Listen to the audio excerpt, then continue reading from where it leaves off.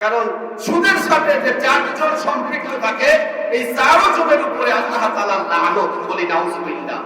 যে সুদ দেয়, যে সুদ নেয়, যে সুদের সাক্ষী হয়, যে সুদের লেখক হয়, কয়জন?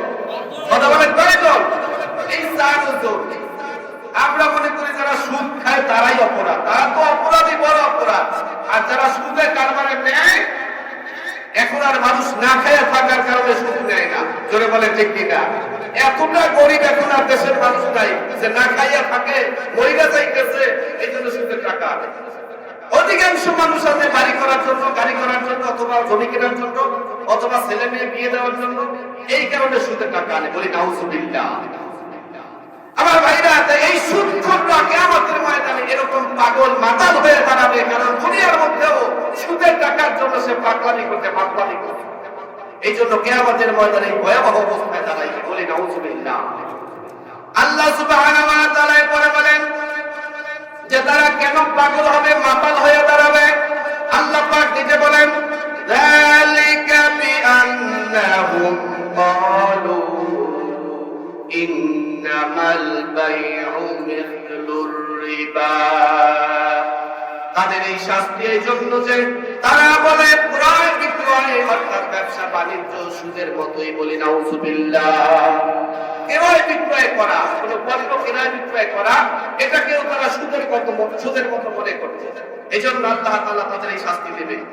অথচ আল্লাহ তাআলা ব্যবসা বাণিজ্যকে, পণ্য ক্রয় বিক্রয়কে এটাকে হালাল করেছেন। কি করেছেন? হালাল করেছেন। আর আপনি শুধু টাকা দেন, তার উপরে যে সুদ নির্ধারণ হয়, লভ্যাংশ নির্ধারণ হয়, এটা হচ্ছে হারাম। এটা কি? হারাম। আল্লাহ সুবহানাহু ওয়া তাআলা বলেন, ওয়া আহাল্লাল্লাহুল বাই'a ওয়া হাররামার রিবা। আল্লাহ তাআলা বলেন ব্যবসাকে আল্লাহ তাআলা হালাল করে দিয়েছেন, বৈধ করে দিয়েছেন, এবং সুদি কারবারকে আল্লাহ সুবহানাহু ওয়া তাআলা হারাম করেছেন। কি করেছেন? কথা বলেন, কি করেছেন? সুদি কারবার করা কি হারাম না হালাল? সবাই বলেন হারাম। সুদ খাওয়া কি হারাম? সুদখোরের উপর আল্লাহ তাআলা লানত, অভিশাপ, আল্লাহর দয়া থেকে, রহমত থেকে মাহরুম, জোরে বলেন ঠিক কিনা? এরপরে আল্লাহ সুবহানাহু ওয়া তাআলা বলেন, ফামান জাআহু মাউইযাতুম মির রাব্বিহি ফান্তাহা ফালাহু মা সালাফ ওয়া আমরুহু ইলাল্লাহ। আল্লাহ সুবহানাহু ওয়া তাআলা বলেন, সুতরাং যার নিকট আল্লাহ সুবহানাহু ওয়া তাআলার পক্ষ থেকে এই উপদেশ বাণী পুষবে যে সুদ খাওয়া হারাম, সুদকে আল্লাহ তাআলা হারাম করেছে, ব্যবসা বাণিজ্যকে আল্লাহ তাআলা হালাল করেছেন, সুদকে হারাম করেছেন, এই উপদেশ যদি কারো কাছে পৌঁছায় আর এই লোকটা যদি এই উপদেশ শোনার পরে বিরত থাকে, কি থাকে? বিরত থাকে, অর্থাৎ আগে যা করছে না করছে সব কিছু ছেড়ে দিয়েছে, বিরত থেকেছে। সুদে যদি কারো কাছে টাকাও থেকে থাকে, মূল টাকাটা আনতে পারেন আর সুদ খাবেন না, জোরে বলেন ঠিক কিনা? যারা আল্লাহ সুবহানাহু ওয়া তাআলার গোলামি থেকে, ইবাদত থেকে বিরত রয়েছে, আসিনা নাই? আল্লাহ তাআলার সর্বশ্রেষ্ঠতম ইবাদত এবং প্রধানতম হুকুম হচ্ছে ঈমান আনার পরে পাঁচ ওয়াক্ত সালাত আদায় করা। কিন্তু আমরা সবাই কি পাঁচ ওয়াক্ত সালাত আদায় করি? কথা বলেন, করি? সালাত আদায় তো করি না। আল্লাহ সুবহানাহু ওয়া তাআলার অনেক হুকুম আমরা পালন করি না, পাশাপাশি আমরা অনেক গুনাহের মধ্যে লিপ্ত, পাপাচারের মধ্যে লিপ্ত, জোরে বলেন ঠিক কিনা? আমার ভাইরা, এজন্য ইবাদত তো করতেই হবে, অর্থাৎ নামাজ, রোজা, হজ, যাকাত, কোরআনুল কারীম তেলাওয়াত, জিকির, দান, সদকা, এগুলো তো করতেই হবে। এর চাইতেও বেশি গুরুত্বপূর্ণ হচ্ছে আল্লাহ তাআলার হুকুম, গুনাহ থেকে নিজেকে বিরত রাখা। কি থেকে বাঁচায় রাখা? গুনাহ থেকে, পাপাচার থেকে, আল্লাহ তাআলার নিষেধাজ্ঞা কাজ থেকে নিজেকে বিরত রাখা। ইবাদত করবার চাইতেও আল্লাহ তাআলার বড় গুরুত্বপূর্ণ হুকুম হচ্ছে গুনাহ থেকে নিজেকে ফিরিয়ে রাখা। কিন্তু আমরা কম বেশি যতই নামাজ কিছু করি, জিকির করি, তেলাওয়াত করি, এর পাশাপাশি আমরা অনেক মানুষ রয়েছি যারা বিভিন্ন প্রকারের পাপাচারের মধ্যে, গুনাহের মধ্যে লিপ্ত থাকি। জোরে বলে ঠিক কিনা? আমার ভাইরা, এই জন্য এই গুনাহ থেকে বেঁচে থাকার জন্য যে একটা নসিহত দরকার, মনে রাখা দরকার, চিন্তা করা দরকার, অনুধাবন করা দরকার। গুনাহ থেকে বাঁচার জন্য প্রেসক্রিপশনের মতো যে বিষয়টা কাজ করে সেটা হচ্ছে আখিরাতের ভয়। কিসের ভয়? আখিরাতের ভয়, জবাবদিহিতার ভয়, হাসরের ময়দানের ভয়াবহতার ভয়।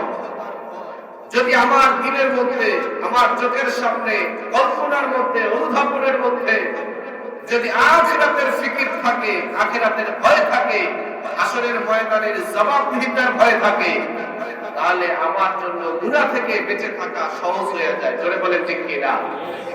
যে কোনো কাজে কর্মের ক্ষেত্রে প্রত্যেকটা মানুষই আমরা কারো না কারো অধীনস্থ। প্রথম তো আল্লাহ তাআলার গোলাম, পাশাপাশি দুনিয়ার নিজাম অনুযায়ী চাকরি করি, অথবা কারো দোকানে ব্যবসা বাণিজ্যে চাকরি করি, অথবা অন্যের ক্ষেতে কাজ করি, যাই করি না কেন, সব কিছুর মধ্যে যদি জবাবদিহিতা থাকে যে আমি যে চাকরি করছি, আমি যে অন্যের ক্ষেতে কাজ করছি, এই কাজের ক্ষেত্রে, চাকরির ক্ষেত্রে, আমার দায়িত্ব পালনের ক্ষেত্রে আমাকে অবশ্যই মালিকের দরবারে, মালিকের কাছে আমার কাজে কর্মের দায়িত্ব সম্পর্কে জবাবদিহি করা লাগবে। এই চিন্তা যদি থাকে তাহলে আমরা ওই দায়িত্ব পালন করা আমরা গুরুত্ব দেই। জোরে বলেন ঠিক কিনা? ঠিক তেমনি ভাবে আসরের ময়দানে, কিয়ামতের দিন, পরকালের জিন্দেগিতে আমাদের একটা জবাবদিহিতা আছে, আছে না নাই? দুনিয়ার হায়াতের জিন্দেগি শেষ করে যখন আমরা কবরস্থ হব, পরকালে পদার্পণ করব, কবর থেকে হাসরের ময়দানে উঠে দাঁড়াবো। হাসরের ময়দানে দাঁড়াবার পরে আমাদের জীবনের বালেগ হওয়ার পর থেকে মৃত্যুর শেষ নিঃশ্বাস পর্যন্ত কি কি ভালো আমল করেছি, কি মন্দ আমল করেছি, সব কিছুরই পুঙ্খানুপুঙ্খানুরূপে আল্লাহ তাআলার দরবারে জবাবদিহি করা লাগবে। জোরে বলে ঠিক কিনা? আল্লাহ তাআলার আদালতে কিবরিয়ায় দাঁড়িয়ে আমার জিন্দেগীর হিসাব দেওয়া লাগবে। লাগবে কিনা?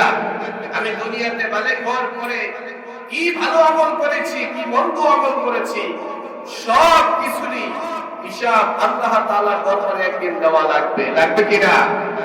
এই দুনিয়ার জিন্দেগি আমার আপনার শেষ জিন্দেগি নয়।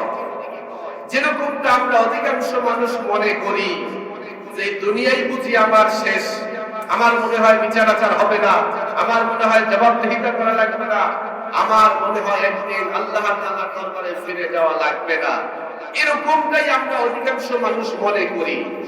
কিন্তু আল্লাহ সুবহানাহু ওয়া তাআলা বলে দিয়েছেন, বান্দা, তোমাকে সৃষ্টি করে এমনি এমনি ছেড়ে দেওয়া হয় নাই, বরং তোমাকে একদিন আমার দরবারে প্রত্যাবর্তন করা লাগবে, ফিরে আসা লাগবে। শুধু ফিরেই যাওয়া লাগবে না, আমার আপনার জিন্দেগীর প্রত্যেকটা মুহূর্তের, প্রত্যেকটা দিন, মাস, বছরের হিসাব আল্লাহ তাআলার দরবারে আমাদের দেয়া লাগবে। লাগবে কিনা? জোরে বলেন লাগবে কিনা? এই বিষয়ে আমি আপনাদের সম্মুখে যতটুকু সময় পাই আলোচনা করব। আমার আলোচনার আলোচ্য বিষয় হচ্ছে হাসরের ময়দানের ভয়াবহতা। হাসরের ময়দানের ভয়াবহতা। হাসর দশর একদিন আমাদের হবে, হবে কি হবে না? বিশ্বাস করি। আমরা যে ঈমানে মুফাসসাল করি, আমানতু বিল্লাহি ওয়া মালাইকাতিহি ওয়া কুতুবিহি ওয়া রাসূলিহি ওয়াল ইয়াউমিল আখির, জোরে বলেন ঠিক কিনা?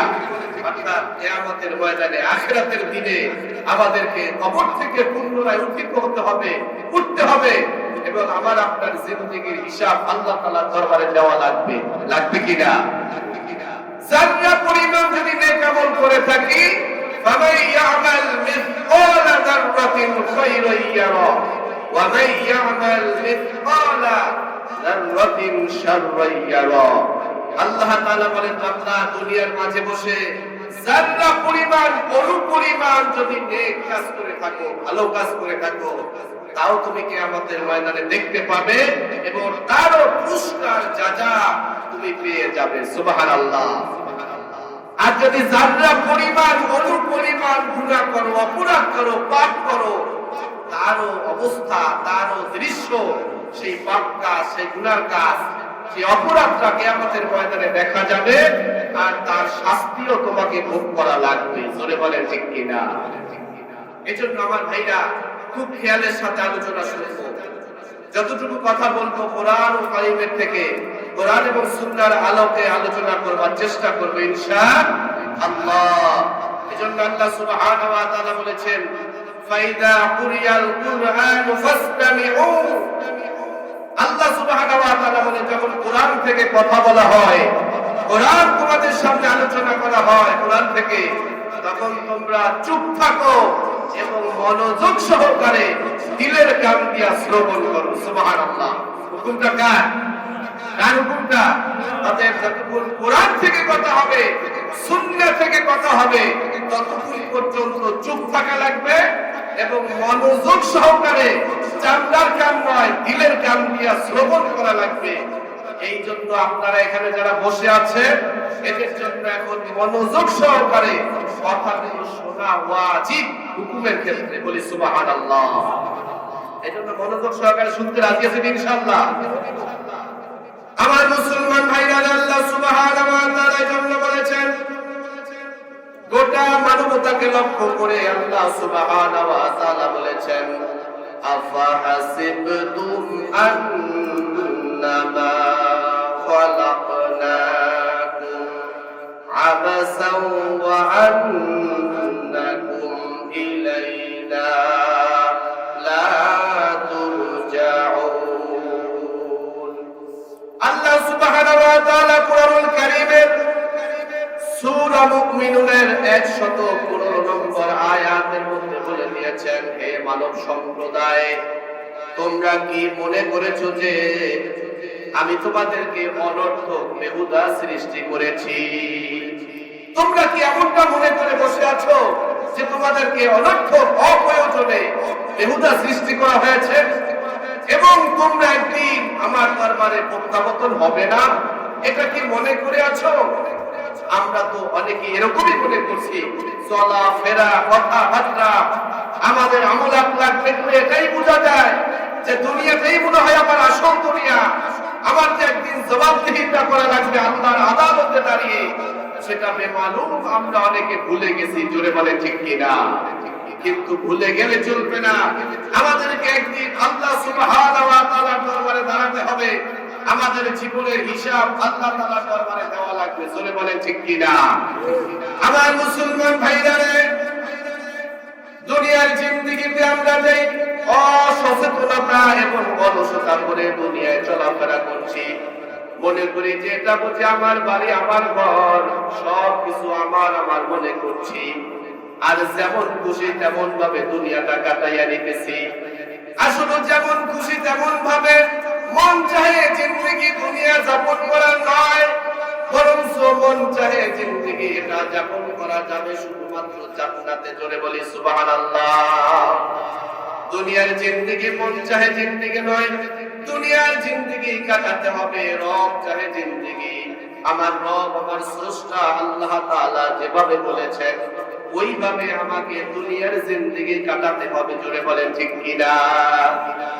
যদি দুনিয়ার জিন্দেগিতে আমি রব চাহে জিন্দেগি যাপন করতে পারি, আমার স্রষ্টা আমার রব যেভাবে বলেছেন ওইভাবে যদি আমি দুনিয়ার জিন্দেগি কাটাতে পারি, কিয়ামতের ময়দানে পরকালের দিনে জান্নাতে যখন অধিষ্ঠ হয়ে যাব, ওই জান্নাতে গিয়ে আমার মন চাহে জিন্দেগি যাপন করতে পারবো। সুবহানাল্লাহ। এজন্য যদি মন চাহে জিন্দেগি যাপন করি, রব চাহে জিন্দেগি যাপন না করে যদি মন চাহে জিন্দেগি যাপন করি, কিয়ামতের ময়দানে আল্লাহর আদালতে দাঁড়িয়ে জবাবদিহি করা লাগবে, কেন আমার মন চাহে জিন্দেগি আমি যাপন করলাম, আল্লাহ তাআলার হুকুম আহকাম কেন আমি পালন করলাম না। এর প্রত্যেকটা বিষয়ের হিসাব আল্লাহর দরবারে দেওয়া লাগবে। জোরে বলেন ঠিক কিনা? দেওয়া লাগবে কিনা? আল্লাহ সুবহানাহু ওয়া তাআলার দরবারে কিয়ামতের ময়দানে আমার আপনার জীবনের হিসাব দেওয়া লাগবে। আর সেই হিসাব আমি কিভাবে দেব? আরাম আয়েশের সাথেও নয়, আমাদের ময়দানটা এতটা ভয়ঙ্কর হবে, হাসরের ময়দানটা এতটা বিভীষিকাময় হবে। আমার ভাইরা, আজকে যে দুনিয়াতে আমরা যে সূর্যের আলো পাচ্ছি, যে সূর্যটা কোটি কোটি মাইল উপরে আছে, আছে না নাই? এই সূর্যের মাত্র একটা মুখ, কয়টা মুখ? একটা মুখের পিচ জমিনের দিকে যাওয়া, কিন্তু এই সূর্যের রয়েছে 12টা মুখ। কয়টা মুখ? 12টা মুখ এই জমিনের মাঝে, আসমানের এই উপর দিকে ফিট করা আছে, আর জমিনের দিকে মাত্র একটা মুখের পিচ জমিনে দেওয়া আছে। তাতেই চৈত্র বৈশাখ মাসে যখন তাপ দেওয়া শুরু করে দেয়, তখন এই মাটির জমিনটা সূর্যের উত্তপ্ত তাপের কারণে মাটির জমিনটা ফেটে চৌচির হয়ে যায়। জোরে বলে ঠিক কিনা? কিন্তু কিয়ামতের ময়দান যেদিন কায়েম হয়ে যাবে, হাসরের ময়দান যেদিন কায়েম হয়ে যাবে, পাপাচারীদের যখন, মানুষের যখন হিসাব নিকাশ শুরু হয়ে যাবে, তখন হাসরের ময়দানটা কেমন হবে? যে সূর্যের 12টা মুখ রয়েছে, 12টা মুখই জমিনের দিকে ফিট করে দেওয়া হবে, এবং এই জমিনের দিকে ফিট করে দেওয়ার পরে আল্লাহ তাআলা বলবে, সূর্য, তোমার মধ্যে যত গরম আছে, উত্তপ্ত আছে, সব আজকে জমিনের মধ্যে ছেড়ে দাও। পাপাচার গুনাহগার গুলো বুঝুন আমি আল্লাহ তাআলা কেমন। আমার ভাইরা, আল্লাহ সুবহানাহু ওয়া তাআলার হুকুম পেয়ে যখন হাসরের ময়দানে সূর্যের 12টা মুখ জমিনের মধ্যে ফিট করে দিয়ে উত্তপ্ত দেওয়া শুরু করবে, তাপ দেওয়া শুরু করবে, আল্লাহ তাআলার এই জমিনটা, মাটির জমিনটা তামায় রূপান্তরিত হয়ে যাবে। মানুষগুলো উলঙ্গ আর উলঙ্গনি হয়ে হাসরের ময়দানে দাঁড়াতে হবে, জীবনের হিসাব দেওয়ার জন্য হাসরের ময়দানে দাঁড়াবে। শরীরের মধ্যে এক সুতা পরিমাণ বস্ত্র থাকবে না, উলঙ্গ আর উলঙ্গনি হয়ে হাসরের ময়দানে দাঁড়াতে হবে। সূর্যটা মাথার উপর ফিট করে দেওয়া হবে, মাথার অতি নিচুতে চলে আসবে যখন সূর্য। 12টা মুখ যখন একই সাথে 70 গুণ বেশি তেজ হয়ে উত্তপ্ত হয়ে যখন তাপ দেওয়া শুরু করবে, মাটির জমিনটা যখন তামায় রূপান্তরিত হয়ে যাবে, মাথার মগজগুলো টকবক টকবক করে ভাতের মতো চারিদিকে হয়ে পড়তে থাকবে।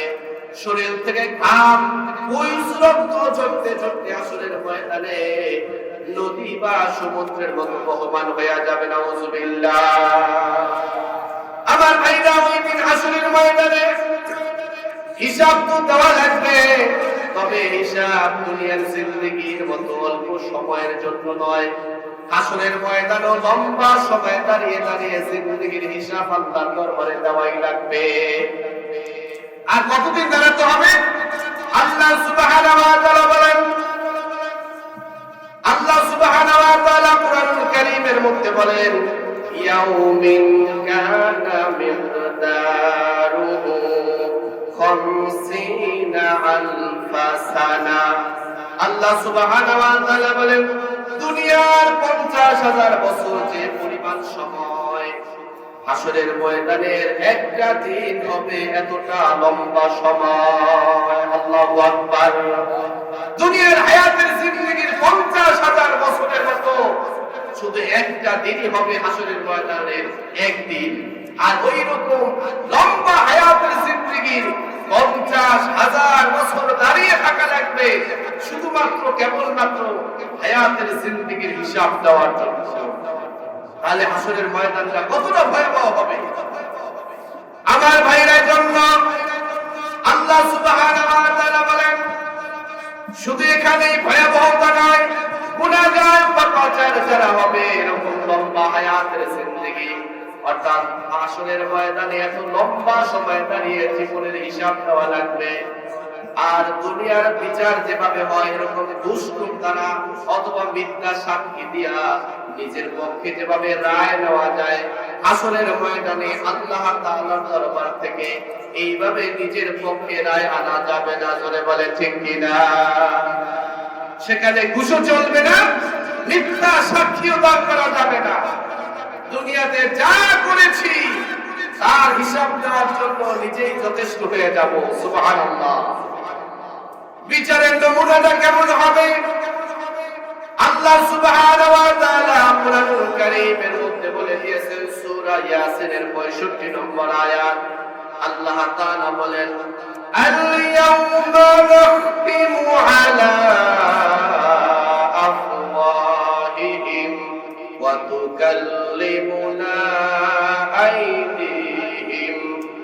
তাশহাদু আরজুলুহুম বিমা কানু ইয়াকসিবুন। দুনিয়ার জিন্দেগিতে যেইভাবে মানুষগুলো মিথ্যা বলার চেষ্টা করে, কোন অপরাধ করে সহসায় স্বীকার করতে চায় না, জোরে বলে ঠিক কিনা? এটা মানুষের একটা অভ্যাস। বাঁচার জন্য সে মিথ্যার আশ্রয় নেয়, অপরাধ করে অপরাধ করাকে নিজে অস্বীকার করে বসে। এই জন্য বিভিন্ন ভাবে মিথ্যা সাক্ষ্য দাঁড় করায় অথবা ঘুষ দিয়া নিজের পক্ষে পাপ থেকে ফেলায়, নাজাত পেয়ে যায়, মুক্তি পেয়ে যায়। কিন্তু আল্লাহ সুবহানাহু ওয়া তাআলার দরবারে কোন পাপাচারী গুনাহগার দুনিয়াতে যারা পাপ করবে, গুনাহ করবে, এই গুনাহ নিয়ে হাসরের ময়দানে দাঁড়াবে, আল্লাহ সুবহানাহু ওয়া তাআলার দরবার থেকে ওই দিন গুনাহ করি নাই এটা মিথ্যা বলেও পার পাওয়া যাবে না, জোরে বলেন ঠিক কিনা? মিথ্যা বলার চেষ্টা করবে পাপাচারী যারা, গুনাহগার যারা, কিন্তু আল্লাহ সুবহানাহু ওয়া তাআলা ওই দিন হাসরের ময়দানে পাপাচারী গুনাহগার যারা হবে আর মিথ্যা বলার চেষ্টা করবে যে আল্লাহ আমি এই পাপ করি নাই, আপনার ফেরেশতারা হয়তো ভুল করে বেরিয়ে দিয়েছে, নাউযুবিল্লাহ। আল্লাহ সুবহানাহু ওয়া তাআলা কিয়ামতের ময়দানে বলবেন, এ পাপাচারী গুনাহগার, আজকে তোমার জবানে আমি মোহর মেরে দিলাম। কি মেরে দিলাম? তোমার জবানে আমি আজকে মোহর মেরে দিলাম। তোমার জবান থেকে, তোমার মুখ থেকে আমি আল্লাহ কথা শুনবো না, বরং তুমি যে হাত দ্বারা, পা দ্বারা, অঙ্গ প্রত্যঙ্গ দ্বারা গুনার কাজ করেছো, পাপাচার করেছো, তোমার সেই পাপাচারকৃত অঙ্গ প্রত্যঙ্গই তোমার কৃতিকর্মের সাক্ষী দিয়া দিবে। সুবহানাল্লাহ। আল্লাহ সুবহানাহু ওয়া তাআলা বলেন, আজ আমি তাদের মুখ বন্ধ করে দিব, অর্থাৎ হাসরের ময়দানে, কিয়ামতের দিন হাসরের ময়দানে পাপাচারী গুনাহগারের মুখে আল্লাহ তাআলা মোহর মেরে দিবে। তাদের হাত কথা বলবে আল্লাহর সাথে, তাদের পা কথা বলবে, তাদের পুরো অঙ্গ প্রত্যঙ্গ আল্লাহ তাআলার দরবারে ওই গুনাহগার পাপাচারীর কৃতিকর্মের সাক্ষী দিয়া দিবে। কোন হাত দ্বারা গুনার কাজ করেছি, কোন পা দ্বারা হেঁটে হেঁটে গিয়ে গুনার কাজ করেছি, দুনিয়ার কেউ দেখে নাই, কিন্তু আমার হাত বা অঙ্গ প্রত্যঙ্গই সাক্ষী হয়ে যাবে। সুবহানাল্লাহ। আমার ভাইরা, বাঁচার কোনো রাস্তা আছে? বাঁচার কোনো রাস্তা নাই। আল্লাহ সুবহানাহু ওয়া তাআলা এরপরে আরো স্পষ্ট করে বলেন, কোরআনুল কারীমের সূরা ফুসসিলাতের 20 এবং 21 নম্বর আয়াতের মধ্যে বিচার কার্যটা কেমন হবে, সাক্ষী প্রমাণ কিভাবে উপস্থাপন করবে, আল্লাহ সুবহানাহু ওয়া তাআলা কোরআনুল কারীমের মধ্যে সুস্পষ্টভাবে বর্ণনা করে নিয়েছেন।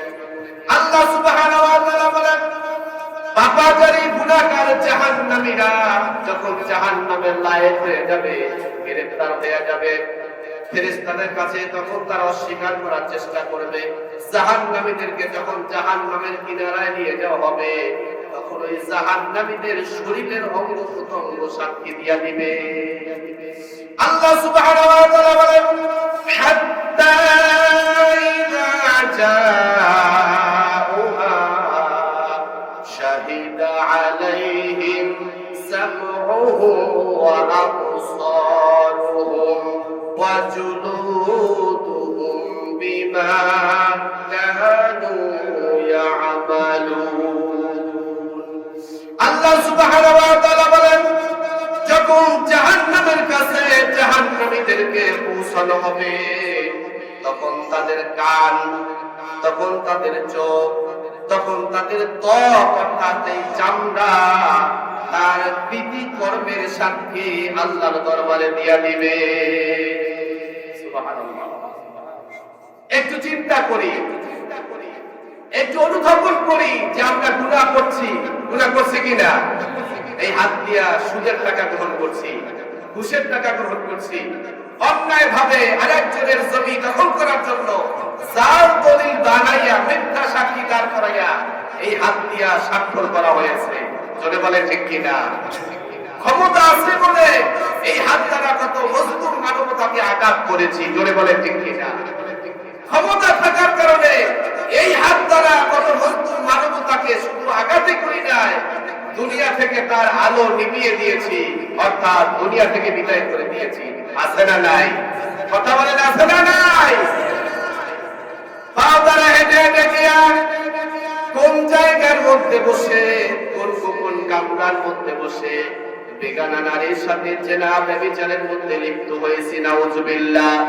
কোন কান দ্বারা অশ্লীল কথাগুলো বলেছি, কান দ্বারা অশ্লীল কথাগুলো শ্রবণ করেছি। আমরা যারা যুবক ভাইরা আছি, কান দ্বারা জবান দ্বারা অশ্লীল বাক্য আলাপ করেছি পরকীয়ার মাধ্যমে, আছে না নাই? কথা বলেন, আছে না নাই? শুধু চোখ কান নয়, এমনকি গায়ের চামড়া পর্যন্ত কিয়ামতের ময়দানে আল্লাহ তাআলার দরবারে আমার সব গোপন গুনাহগুলো প্রকাশ করে দিবে। দুনিয়ার কেউ হয়তো দেখে নাই আমি কত গুনাহ করেছি, আমার মা জানে না, বাবা জানে না, আমার ভাই জানে না, বন্ধু জানে না, পৃথিবীর কেউ হয়তো জানে না। অবশ্যই একজন জানেন, তিনি কে? আমার আল্লাহ তো জানেনি, আমার বডিটাও জানে, জোরে বলে ঠিক কিনা? আমার শরীরটাও জানে। দুনিয়ার কোনো সাক্ষী লাগবে না, পৃথিবীর কোনো সাক্ষী লাগবে না। এজন্য আল্লাহ তাআলা বলেন, বান্দা তুমি জান্নাতে যাবা না জাহান্নামে যাবা, এটা বোঝার জন্য তুমি নিজেই যথেষ্ট হয়ে যাবা। যথেষ্ট হবো কিনা? আল্লাহ সুবহানাহু ওয়া তাআলা কত সুন্দর করে বলেছেন, জাহান্নামীদেরকে যখন জাহান্নামের কিনারায় নিয়ে যাওয়া হবে, শরীরের অঙ্গ প্রত্যঙ্গগুলো সাক্ষী দিয়ে সান্ত্বনা দিবে, ও জাহান্নামী রে, তোকে অন্যায় ভাবে আমার আল্লাহ জাহান্নামে নিচ্ছে না। ঠিক কিনা বলেন? আল্লাহ তাআলা তোমার প্রতি কোনো জুলুম করছে না, বরং তুমি আমার হাত দ্বারা, আমি হাত দ্বারা তুমি গুনাহ করেছো, আমি চোখ দ্বারা তুমি গুনাহ করেছো, তুমি ত্বক দ্বারা গুনাহ করেছো, সব অঙ্গ প্রত্যঙ্গগুলো এক এক করে আমার গুনার খবর প্রকাশ করে দিবে। ওই দিন জাহান্নামীরা এই ত্বক, চামড়া এবং চোখ, হাত পা অঙ্গ প্রত্যঙ্গকে ডেকে বলবে, হে চামড়া, হে চোখ, হে ত্বক, কেন তুমি আমার বিরুদ্ধে সাক্ষী দিতেছো? আল্লাহ তাআলা নিজেই বলে দিয়েছেন, কি বলবে চামড়া? ওয়াকালু লিজুলুদিহিম লিমা শাহিদতুম আলাইনা। ওই দিন জাহান্নামীরা নিজের চামড়াকে টেনে ধরবে আর বলবে, হে চামড়া, কেন তুমি আমার বিরুদ্ধে সাক্ষী দিলা? অথচ দুনিয়ার মধ্যে বসে তোমাকে কত যত্ন করেছি, আদর করেছি, সাবান সোনু পাউডার লাগাইয়া তোমাকে লালন পালন করেছি, ঠিক কিনা বলেন? এইভাবে চামড়াকে ধরবে আর বলবে, কেন তুমি আমার বিরুদ্ধে সাক্ষী দিলা? আর আমি তোমার জবান দ্বারা দুনিয়ার মাঝে কথা বলেছিলাম। এ চামড়া, তুমি কিভাবে কথা বলতেছো? তোমাকে কে বাক স্বাধীনতা দিল? কে তোমাকে কথা বলার শক্তি দিল? ওই দিন ওই জায়গায় চামড়া, আমার হাতে পায়ের চামড়া, আমার শরীরের অঙ্গ প্রত্যঙ্গগুলোর জবান আল্লাহ খুলে দিবে, সুবহানাল্লাহ। দুনিয়ার মাঝে বসে জবানের মধ্যে, মুখের মধ্যে শুধুমাত্র একটা জিহ্বা, জিহ্বা নাকি? শুধুমাত্র একটা জিহ্বা নাড়াচ্ছি, আর আমার মুখ দিয়া শব্দমালা, কথামালা বের হচ্ছে, জোরে বলে ঠিক কিনা? এই জিহ্বার কোনো ক্ষমতা নাই কথা বলার। এই জিহ্বা দ্বারা কে কথা বলাচ্ছে? জবান খুলে বলি, জিহ্বা দ্বারা কে কথা বলাচ্ছে? আমার আল্লাহ জিহ্বাকে হুকুম করছে, কথা বলো। এই জিহ্বা দ্বারা কথা শুরু হয়ে গিয়েছে। সেই দিন আমার আল্লাহ বলবেন, জিহ্বা, কথা বলা বন্ধ করে দাও। পৃথিবীর এমন কোন শক্তি নাই আমার জবান দ্বারা কথা বলাতে পারে, জোরে বলেন ঠিক কিনা? যে আল্লাহ তাআলা আমার মুখের মধ্যে সামান্য এক টুকরা গোশতের টুকরা, এই জিহ্বা, এই জিহ্বা দ্বারা যে আল্লাহ তাআলা কথা বলাচ্ছেন, সে আমাদের ময়দানে আমার হাত পা অঙ্গ প্রত্যঙ্গ দ্বারাও কথা বলাতে পারবে, জোরে বলেন ঠিক কিনা? আরে এই জবাবই আমার শরীরের অঙ্গ প্রত্যঙ্গ দিতেছে। আল্লাহ তাআলা বলে দিয়েছেন, ওই দিন চামড়া গুনাহগার জাহান্নামীর সাথে কথা বলবে। চামড়া জবাব দিয়া বলবে, قالوا أنطقنا الله الذي أنطق كل شيء وهو خلقكم أول مرة وإليه ترجعون ওই দিন আমার আপনার গায়ের চামড়া অর্থাৎ গুনাহগার জাহান্নামী যারা হয়ে যাবে জাহান্নামীদের গায়ের চামড়া জবান খুলে কথা বলবে আল্লাহ সুবহানাহু ওয়া তাআলা তাকে বাক স্বাধীনতা দিবে কথা বলার শক্তি দিবে ওই দিন জাহান্নামীকে দেখে দেখে নিজের গায়ের চামড়া বলবে হে জাহান্নামী যে আল্লাহ তাআলা সব কিছুকে কথা বলার শক্তি দিয়েছেন বাক স্বাধীনতা প্রদান করেছেন ওই আল্লাহ তাআলাই আমাকে কথা বলার শক্তি দিয়েছে সুবহানাল্লাহ আমার ওই আল্লাহ আমাকে কথা বলার শক্তি দিয়েছেন এই চামড়া বলে দিবে এবং তোমরা কিয়ামতের ময়দানে তারই নিকট প্রত্যাবর্তিত হতে হবে হবে কিনা প্রত্যাবর্তিত আমাদের সকলকেই আল্লাহ তাআলার দরবারে প্রত্যাবর্তন করা লাগবে হাসরের ময়দানে জোরে বলে ঠিক কিনা আমার ভাইরা আল্লাহ সুবহানাহু ওয়া তাআলার দরবারে প্রত্যাবর্তিত হবে এবং আমার হাতে পায়ের অঙ্গ প্রত্যঙ্গের হিসাব হাসরের ময়দানে আমার কৃতকর্মের সাক্ষী হাসরের ময়দানে দিয়া দিবে জোরে বলে ঠিক কিনা দুনিয়াতে যতই বাহাদুরি করি যতই গোপনে গুনাহ করি প্রকাশ্যে গুনাহ করি সকল পাপাচারের খবর দুনিয়ার কেউ না জানলেও না দেখলেও আমার শরীরের অঙ্গ প্রত্যঙ্গই আমার স্বামীর কাজ করায় তারা করাকে যথেষ্ট হয়ে যাবে জোরে বলে ঠিক কিনা এবং কিয়ামতের ময়দানে এতটাই ভয়াবহ হবে আজকে আমরা অনেকে গুনার কাজ করি পাপাচার করি সম্পদ কামাই করি হালাল হারাম তমিজ করি না হয়তো এর কিঞ্চিত পরিমাণই যা কামাই করে নিজে ভোগ করতে পারি অধিকাংশ সম্পদ আমরা সন্তানের জন্য পরিবার পরিজনের জন্য কামাই করি জোরে বলে ঠিক কিনা চাকরি করি ব্যবসা করি যত পরিশ্রম করি অধিকাংশই আমার অর্জিত সম্পদ ঘাম ঝরানো সম্পদ আমার ছেলে পাবে অথবা মেয়ে পাবে অথবা বিবি পাবে অথবা আত্মীয় স্বজন পাবে এরকমটাই তো জোরে বলে ঠিক কিনা অথচ কিয়ামতের ময়দানে যাদের জন্য দুনিয়াতে আমি মাথার ঘাম পায়ে ফেলাইয়া হারামকে হারাম না মনে করে সুদ ঘুষ যেভাবে সম্ভব ওইভাবে টাকা পয়সা কামাই করছি যাদের জন্য সে আমার যারা আত্মীয় স্বজন হবে মা বাবা ভাই বোন কিয়ামতের ময়দানে কেউ আমাদের কাছে আসবে না বলি নাউজুবিল্লাহ বরঞ্চ কিয়ামতের ময়দানটা দুটোই ভয়াবহ হবে যেই বাবা আমাকে জন্ম দিয়েছেন মা জন্ম দিয়েছেন অথবা জনের ভাই এরাই হলো দুনিয়ার সবচেয়ে আপনজন সবচেয়ে কাছের মানুষ জোরে বলে ঠিক কিনা বিপদে পড়লে সবার আগে চলে আসে আমার ভাই জোরে বলে ঠিক কিনা মা বাবা তুই আছে যতই আমাদের মধ্যে অমিল থাক ঝগড়া থাকুক মারামারি নিজেদের মধ্যে থাকুক না কেন খেয়াল করে দেখবেন যদি আমার ভাইকে কেউ আঘাত করে আমি নিজে মারি অথবা সে আমাকে মারে এটা সমস্যা নাই কিন্তু অন্য কেউ যদি আমার রক্তের ভাইকে আঘাত করে এটা সহ্য করা যায় না জোরে বলে ঠিক কিনা নিজেদের মধ্যে যতই শত্রুতামি থাকুক না কেন ঝগড়া বিবাদ থাকুক না কেন অন্য কেউ আমার ভাইকে আঘাত করছে যখন শুনবো তখন দৌড়াইয়া সবার আগে ভাই ভাইয়ের জন্যই আগাইয়া আসে জোরে বলে ঠিক কিনা এজন্য আল্লাহ তাআলা ভাইয়ের কথা আগে বলেছেন আল্লাহ বলেন দুনিয়াতে বিপদের সময় সবার আগে ভাই চলে এসেছে আর কিয়ামতের বিপদের সময় হাসরের ময়দানের বিপদের সময় ওই ভাই সবার আগে পলায়ন করবে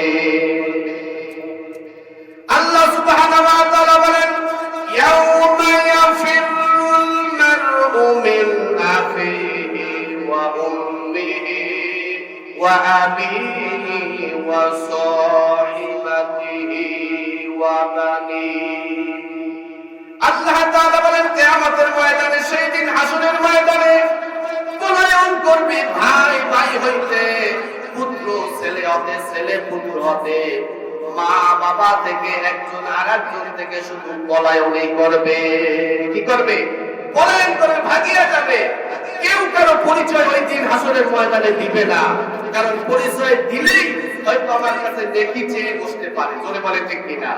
এই ভয়ে যে নেকির ভাগ কাউকে দেওয়া যাবে না, জোরে বলে ঠিক কিনা।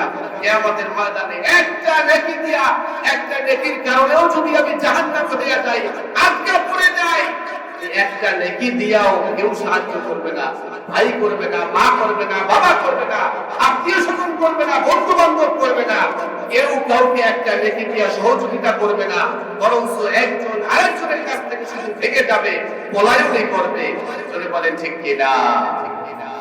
আমার ভাইরা, জন্য কিয়ামতের ময়দানটা দুইটাই ভয়াবহ হবে, যে হাসরের ময়দানে একজন আরেকজনের কাছ থেকে শুধু পলায়নই করবে। এজন্য তাদের জন্য আমি সম্পদ কামাই করতেছি, মাথার গাম পায়ে ফেলাইতেছি, কষ্ট তো করতে আছি, কিন্তু আমার অনেক ভাইরা আছে যে ভাইরা শুধু নিজে কষ্ট করে সম্পদ কামাই করে না, বরং বসে বসে শুধু কারবার করে, জোরে বলেন ঠিক কিনা। হারাম পন্থায় উপার্জন করে, অথচ নিজে তো সব খাইতে পারবে না, ছেলের জন্য, মেয়ের জন্য, আত্মীয় স্বজনের জন্য, জোরে বলেন ঠিক কিনা। অথচ সুদ ঘুষ এগুলো সুস্পষ্ট হারাম। হারাম না হালাল? জোরে বলেন হারাম না হালাল? কিয়ামতের ময়দানে এক এক গুনাহগারের একই অবস্থায়, এক এক অবস্থায় দাঁড়াইতে হবে। এই জন্য যারা হারাম পন্থায় সম্পদ কামাই করে, হালাল হারাম কবিজ করে না, যেভাবে খুশি সেইভাবে সম্পদ কামাই করে, বিশেষ করে সুদি কারবার করে, হারাম পন্থায় যারা সম্পদ কামাই করে, এরা হাসরের ময়দানে কিভাবে দাঁড়াবে, কোন অবস্থায় দাঁড়াবে? আল্লাহ সুবহানাহু ওয়া তাআলা বলেন, আল্লাযীনা ইয়াকুলুনার রিবা লা ইয়াকুমুনা ইল্লা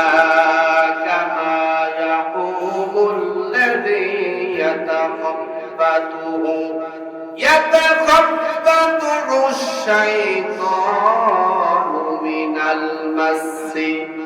আল্লাহ সুবহানাহু ওয়া তাআলা বলেন, যারা সুদ খায়, কি খায়? জবান খুলে বলেন, কি খায়? আপনাদের এলাকার কথা বলছি না, আমি উজিরপুর থাকি। এই যে আওয়ামী সরকার চলে যাওয়ার পরে এই যে একটা অবস্থা তৈরি হয়েছে, আমি যেই জায়গায় থাকি ওই জায়গায় এক হিন্দু বেচারা অনেক টাকা ঋণ হয়েছে, অনেকের কাছ থেকে টাকা নিয়েছে। আমরা তো দেখি সবাই দাড়িওয়ালা, জুব্বাওয়ালা, টুপিওয়ালা, দরবেশের মতো দেখায়, ঠিক কিনা? কিন্তু তার ভিতরে কি অবস্থা এবং তার কারবারটা কি, টাকা পয়সা কিভাবে উপার্জন করে, এটা আমরা অনেকেই জানি না, জোরে বলে ঠিক কিনা। তো আপনাদের এলাকার কথা বলছি না, বা আমার এলাকার কথা বলছি না, আমি যেই জায়গায় খেদমত করি ওই জায়গার কথাটা বলছি। যে ওই জায়গার মধ্যে যখন এই আওয়ামী সরকার চলে গেছে, বিতাড়িত হয়ে পলায়ন করছে, ভাগিয়ে গেছে, জোরে বলে ঠিক কিনা। রাগ করছেন আবার বলছি, দেখা যেটা সত্য সেটা বলছি। যখন ভাগিয়ে গেছে, একজন হিন্দু বেচারা উনিও ভাগিয়ে গেছে, পলায় গেছে, কোটি কোটি টাকা ঋণ করছে কি একটা সংস্থার মাধ্যমে, ঋণ করে উনিও ভাগিয়ে গেছে। এখন এলাকার মধ্যে মানে একটা মানে প্রচার হয়ে গেছে, একটা মেসেজ যে কার কার কাছ থেকে সে টাকা নিয়ে ভাগিয়ে গেল। এর মধ্যে মসজিদের মুয়াজ্জিন আছে, বলি নাউযুবিল্লাহ। মুয়াজ্জিনের কাছ থেকে, অনেক প্রতিষ্ঠিত ব্যবসায়ী থেকে, উজিরপুর বামরাইল বাজার নাম শুনছেন? বামরাইল বন্দর নাম করা ছিল, শিকারপুর, বামরাইল, দর্কি বন্দর নাম করা না? এই বামরাইল বন্দরে বিশিষ্ট ব্যবসায়ী, এরকম অনেক ব্যবসায়ী রয়েছে, অনেক নামাজি রয়েছে, মসজিদের মুয়াজ্জিন রয়েছে, বলি নাউযুবিল্লাহ। যে বলা হয় তারা সুদের লেনদেনের মাধ্যমে 5 লাখ, 10 লাখ, এক একজনে 18 লাখ পর্যন্ত হিন্দু বেচারে দিয়েছে। কিসের উপরে? সুদের উপরে। কিসের উপরে? কথা বলেন, কিসের উপরে? সুদের উপরে। তাহলে এই সুদখোর সম্পর্কে আল্লাহ তাআলা কি বলছেন?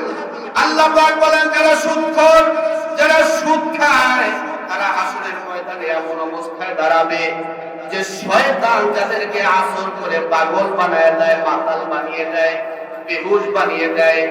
শয়তান কাউকে যদি, জিন শয়তান যদি কারো উপর ভর করে, আসর করে, তাহলে ওই মানুষটা একটু পাগলামি করে, জোরে বলেন ঠিক কিনা। তার হুঁশ জ্ঞান থাকে না, বেহুশ অবস্থায় থাকে, পাগল অবস্থায় থাকে। কিয়ামতের ময়দানে এই সুদখোরগুলো ওই পাগলের মতো হাসরের ময়দানে দাঁড়াবে, নাউযুবিল্লাহ। কারণ দুনিয়ার মানুষের যেরকম হুঁশ জ্ঞান থাকে না, যারা সুদখোর, সুদের টাকার জন্য লভ্যাংশের জন্য এই মানুষগুলো পাগল পারা হয়ে যায়। জোরে বলেন ঠিক কিনা? সময় মতো দিতে না পারলে আবার চক্রবৃদ্ধি সুদ নির্ধারণ করে, তার টাকা লাগবে।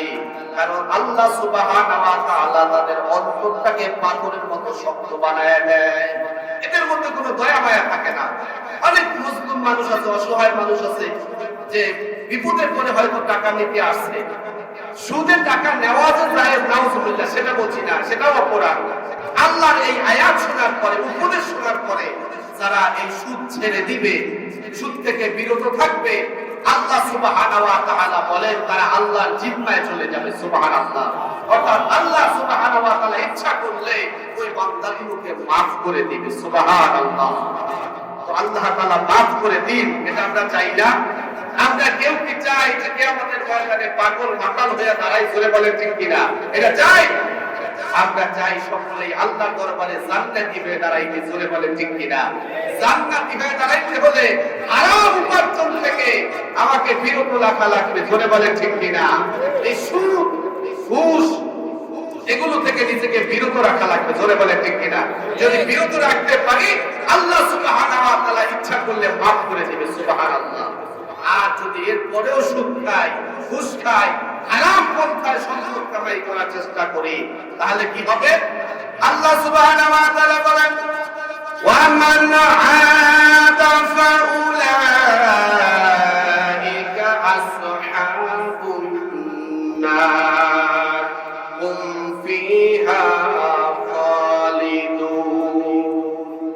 আল্লাহ সুবহানাহু ওয়া তাআলা বলেন, কিন্তু যারা আমার উপদেশ শোনার পরও আবার পুনরায় সুদী কারবারের মধ্যে লিপ্ত হয়ে যাবে, আমার উপদেশ শোনার পরেও যারা বিরত হইল না, এত নসিহত করার পরেও যারা বিরত হইল না, আবার পুনরায় সুদী কারবারের সাথে জড়িত হয়ে যাবে, সুদ খাওয়া শুরু করে দিবে, আল্লাহ সুবহানাহু ওয়া তাআলা বলেন তাদের আবাসস্থল হবে জাহান্নাম। বলি নাউজুবিল্লাহ। তারা কোথায় যাবে? বলেন সুদখোররা কোথায় যাবে?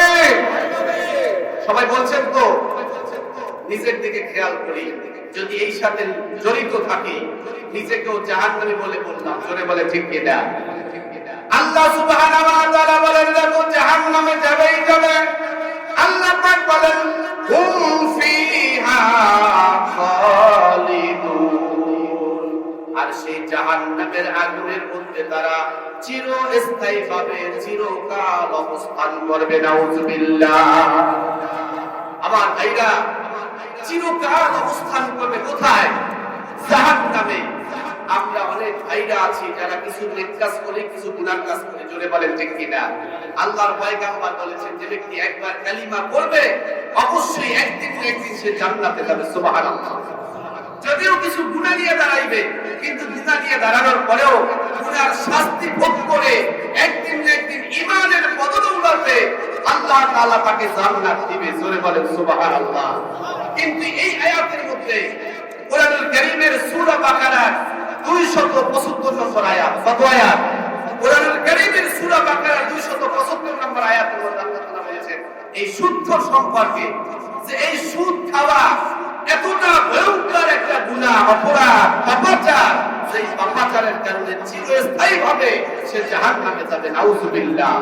আর চিরস্থায়ী জাহান্নাম ওই মানুষের জন্যই যার কলবের মধ্যে, দিলের মধ্যে যারা পরিমাণও ঈমান অবশিষ্ট থাকবে না। জোরে বলে ঠিক কিনা? অতএব আল্লাহ তাআলার এই আয়াত শোনার পরেও যারা বিরত থাকবে না, সুদী লেনদেন পুনরায় আবার কারবার শুরু করবে, তার যারা পরিমাণও ঈমান থাকবে না। কি থাকবে না? হতে পারে আমার আপনার মতো চেহারাওয়ালা, হতে পারে নামাজ পড়নেওয়ালা, হতে পারে মসজিদের মুয়াজ্জিন ইমাম, যত সিরাত আর সুরাতই হোক না কেন, আল্লাহ সুবহানাহু ওয়া তাআলার কোরআনের ঘোষণা অনুযায়ী এই সুদখোরের দিলের মধ্যে যারা পরিমাণও ঈমান থাকবে না। জোরে বলেন ঠিক কিনা? কারণ যারা পরিমাণ ঈমান থাকলে তাকে চিরস্থায়ীভাবে জাহান্নাম দেওয়া হবে না। চিরস্থায়ী জাহান্নাম ওই মানুষের জন্যই যাদের দিলের মধ্যে যারা পরিমাণ ঈমান থাকবে না। আর যারা পরিমাণ ঈমান থাকবে না ওই মানুষের জন্য যারা আল্লাহর আয়াত শোনার পরেও, উপদেশ শোনার পরেও সুদ থেকে বিরত থাকবে না। জোরে বলেন ঠিক কিনা? অতএব সুদ, ঘুষ হারাম উপার্জন থেকে আমরা বিরত থাকতে চাই কি চাই না? বিরত থাকবো কি থাকবো না? আমার ভাইরা, কিয়ামতের ময়দান যেদিন কায়েম হয়ে যাবে, যতই হারাম পন্থায় টাকা পয়সা কামাই করি, এই হারাম টাকা পয়সা কোনো কাজে আসবে না। চলে বলে ঠিক কিনা? সুদের টাকা দিয়ে মসজিদ বানাইলে কোনো সওয়াব হবে না।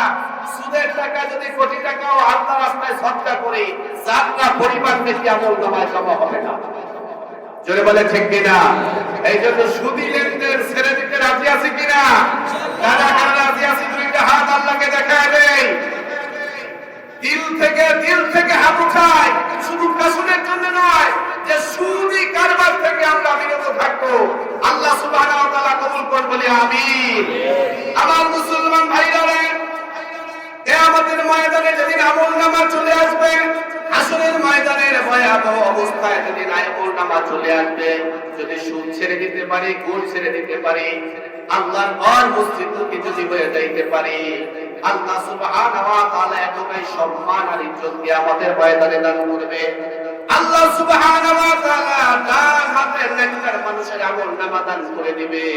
বিনা কষ্টে অটোমেটিক আল্লাহ তাআলা জান্নাতি মানুষের আমলনামা উড়াইয়া দিবে, আর যার যার আমলনামা তার হাতে পৌঁছে যাবে। সুবহানাল্লাহ।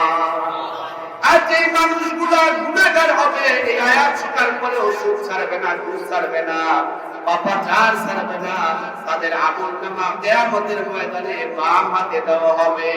কোন হাতে?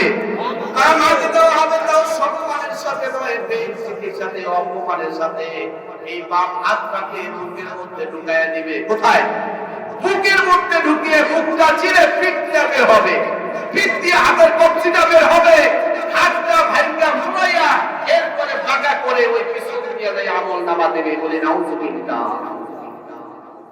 আমলনামা দেখার পরে কি বলবে মানুষগুলো? জাহান্নামী যারা হবে, আল্লাহ তাআলা বলেন, ওয়া আম্মা মান উতিয়া কিতাবাহু বিশিমালিহি ফায়াকুলু ইয়া লাইতানি লাম উতা কিতাবিয়া। আল্লাহ তাআলা বলেন, ওই দিন জাহান্নামী মানুষগুলো অপমান আর লাঞ্ছনার সাথে যখন বাম হাতে এভাবে আমলনামা চলে আসবে, আমলনামা দেখে আশ্চর্য হয়ে যাবে আর বলবে, হায় আফসোস, এটা কেমন আমলনামা! এই আমলনামা যদি আমাকে দেখানোই না হতো। কারণ আমি যা অপরাধ করছি সব আমলনামার মধ্যে দেখা যাবে। আমলনামা দেখে বলবে, হায় আফসোস, এই আমলনামা যদি আমার হাতে দেওয়াই না হতো, তাহলে কতই না ভালো হতো। এইভাবে বলতে থাকবে। আমি যদি আজকে হিসাবের কাঠগড়ায় দাঁড়াতে না হতো, আমি যদি আজকে হিসাবের কাঠগড়ায় না দাঁড়াইতাম, তাহলে খুব ভালো হতো। জোরে বলে ঠিক কিনা? কিন্তু দাঁড়াতে হবে কি হবে না? জীবনের হিসাব দেওয়া লাগবে কি লাগবে না? আল্লাহ তাআলা বলেন, ওই দিন জাহান্নামীরা বলবে, ওয়ালাম আদরি মা হিসাবিয়া, আমার হিসাব যদি আমি নাই জানতাম, তাহলে কতই না ভালো হতো। ইয়া লাইতাহা কানাতিল কাদিয়া, আয় আফসোস, আমার মৃত্যু যদি আমার শেষ হয়ে যাইতো, এই হিসাবের মুখোমুখি যদি আমাকে না করা হতো, তাহলেই তো আমি বেঁচে যাইতাম। জোরে বলে ঠিক কিনা? কিন্তু বাঁচার কোনো উপায় হবে না, বরং আমার জীবনের সমস্ত হিসাব আমলনামার মধ্যে দেখানো হবে। জোরে বলে ঠিক কিনা?